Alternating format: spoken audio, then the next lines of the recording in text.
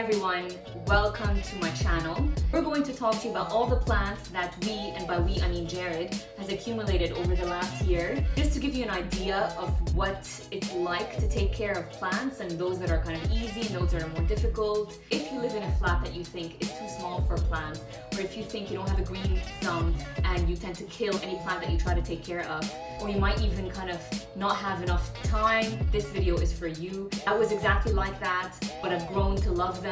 But the main person who takes care of them is Jarrod. We're still beginners and we're still experimenting, but we have a few learnings that we'd like to share with you.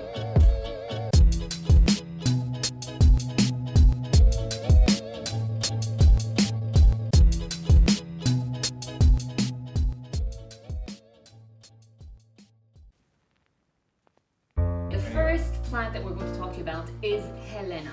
She's a prickly little bugger. She is very spiky. I would recommend that you put her in a corner somewhere so that you don't have to brush up against her often, because she does really hurt. So I tend to water her like once or twice a week, depending on how hot it is. You know, you can't just leave her alone. She's still fairly thirsty. And I tend to give her like a very light misting most times when I water her. I think she's an easy plant to take care of. Compared to some of the other ones we have, yes, Yeah. I think she's relatively easy. What do you think about Helena? I quite like how luscious, luscious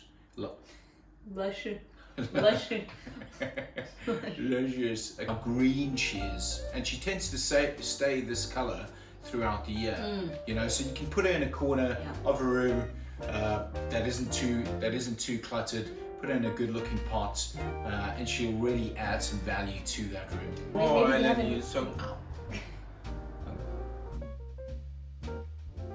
Next, we have Diva.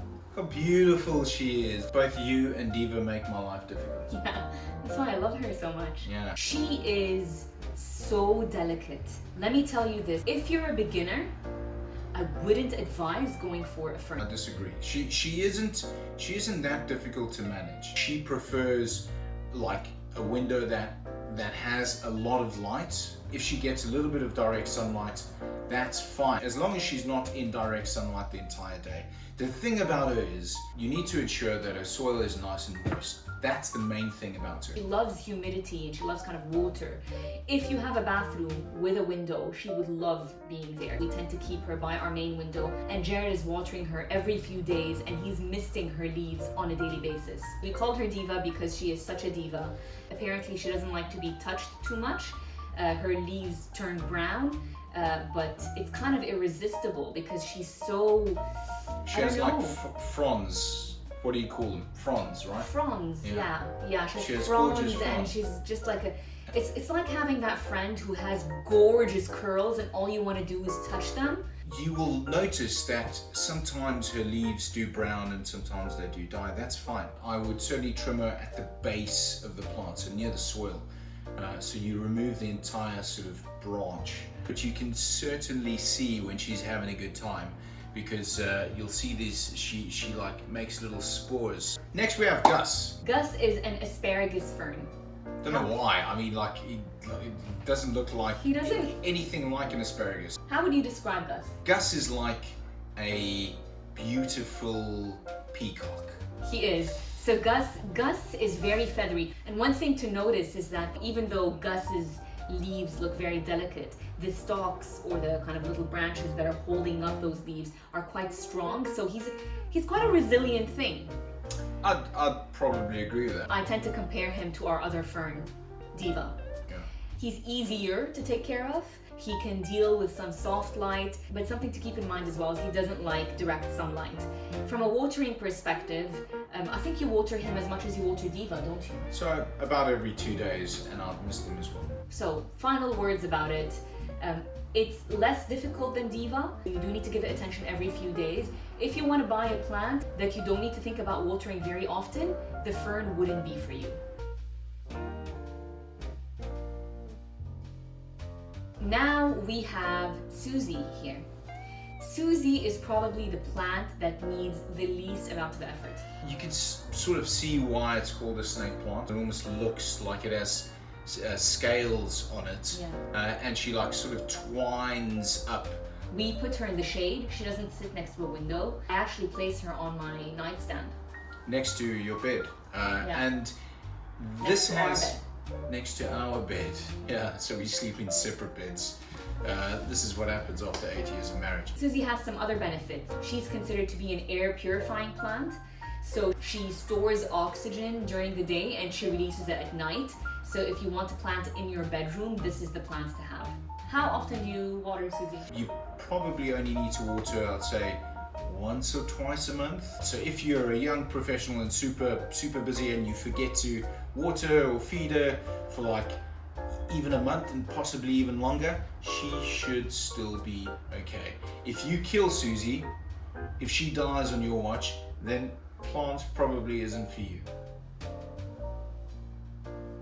So we have Ian. He's quite a big guy. As you can see, he's a prickly fella. You shouldn't put him in like a passage or like at the entrance of a door, because as you walk past, he will scratch you pretty badly. So the reason why we got him is really because he's super easy to manage. All right, I water this guy like once a month, if that. I feed him probably once every couple of months. If you have a window in your flat where you get direct sunlight, the perfect plant to put there is a cactus. I quite like this specific cacti because it almost looks like he's like a little guy. He's almost like reaching, you know. Cactus, one is a cactus. Cacti. No, cacti is plural. I still like calling it a cacti. It's not a cacti, it's a cactus. Sounds sophisticated and intelligent, but it just makes me look dumb, right? The reason why I like this cactus, Ian, is because he almost looks like a person, you know? He has an arm. He has an arm on this side, and he's almost waving, or like he wants to give a high five to you with the other arm. Oh, bless him. If you are super busy and you forget to water him for a couple of months, he will still be okay. All right. Again, if you kill this fella, I'd probably stay away from plants. I like Ian because he also gives that kind of he gives like a deserty vibe. So you like deserts? I do like deserts, yeah. I like the silhouette that a cactus gives, and because we place him by a window, we actually place him by the window in our room. Even though he's not an air purifying plant, we still place him there because it's the only other. Am I boring you? Am I boring you? I'm just fatigued. Okay. By your speaking.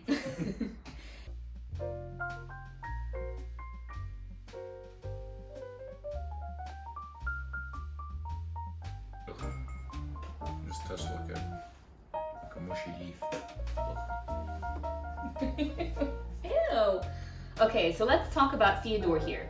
We liken Theodore to a surfer dude with kind of long hair.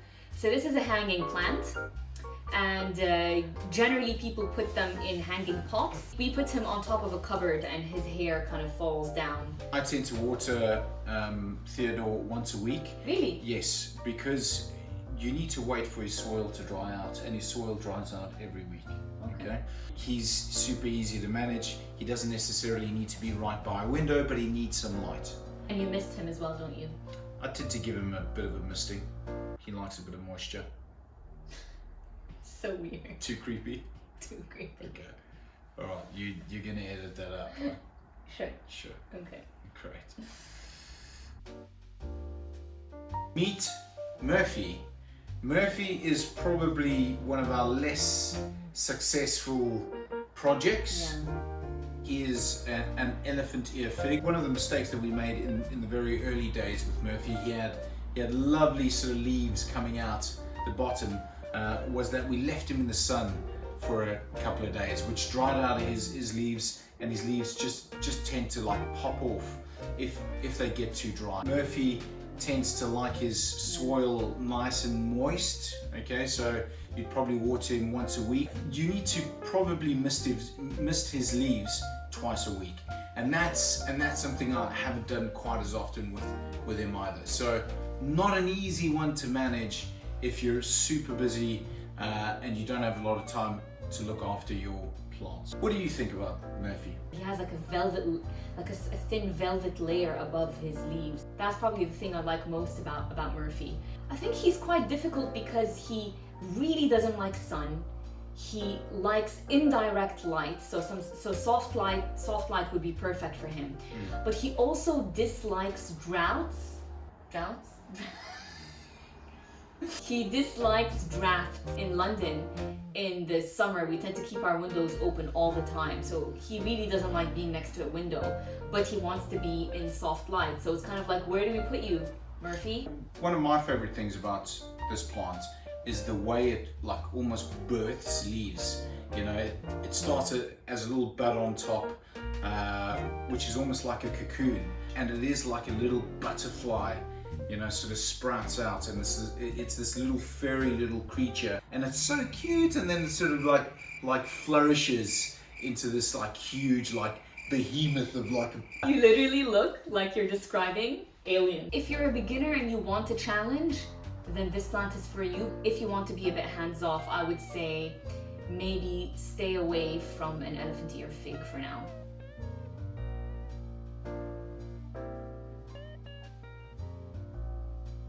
This is Yucca. This is Yucca. This is the final plant that we're going to show you. Probably blocking the light, literally blocking the light. It's huge. Massive.